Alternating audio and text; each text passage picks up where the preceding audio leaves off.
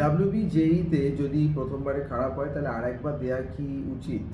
অনেক ক্ষেত্রেই ড্রপ নিয়ে পরীক্ষাটায় অনেকে বসেন, এখন পুরো ইন্ডিয়া একটা ট্রেন্ড হয়ে গেছে বলে বাঙালিরাও সেটা ফলো করছে। আমি খুব যে সেটাতে বিশ্বাসী তা না। আমি সেই মুহূর্তে কলেজে ঢুকে গিয়ে নিজের প্যারালাল প্যাটার্নে পড়াশোনা চলবে, তার সঙ্গে যেই প্রস্তুতিও চলবে, কারণ আমরা পুরোপুরি একই জিনিস, আমাদের বাঙালিদের একঘেয়েমিটা খুব তাড়াতাড়ি আসে। আমি জানি না তোমাদের আসে কি না, আমার তো আসে, এবং আমার যে কটা স্টুডেন্ট আছে তাদেরও আসে। তো তাই তাদের ভিত্তিতে একটা ডেটা নিয়ে আমি তোমাদের বলতে পারি যে এই একঘেয়েমি থেকে বাঁচানোর জন্য নিজেকে একটা ভ্যারাইটি দিতে হবে, যাতে তুমি একটু চাপের মধ্যে থাকো। সকাল 6টায় তখনই ঘুম থেকে ওঠা সম্ভব, এবং রাত 2টো অবধি কাজ করা প্যারালালি তখনই সম্ভব, যখন তোমার দিনে প্রচুর কাজ রয়েছে, অনেক ভ্যারাইটিস কাজ রয়েছে, এবং তুমি বোর হয়ে যাচ্ছ, মানে তুমি বোর হচ্ছ না, পাগল হয়ে যাচ্ছ। তখন পাগল হওয়াটা ভালো, বোর হওয়াটা না।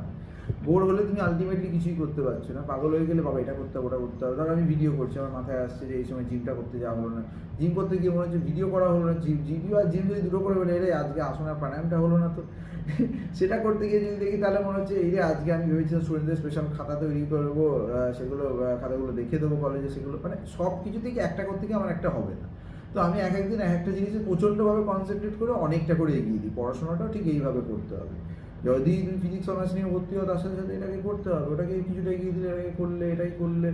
অনেক কিছুর চাপ থাকলে বেশি রিল্যাক্স মোডে কাজ করা যায় না, আর কাজের চাপ থাকলেই অনেকগুলো কাজ সুন্দরভাবে না হলেও মোটামুটি কাজ চালিয়ে নেওয়ার মতো করে দেওয়া যায়।